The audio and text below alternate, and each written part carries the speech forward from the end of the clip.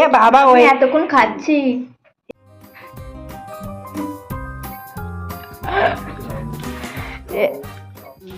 শোনা কি?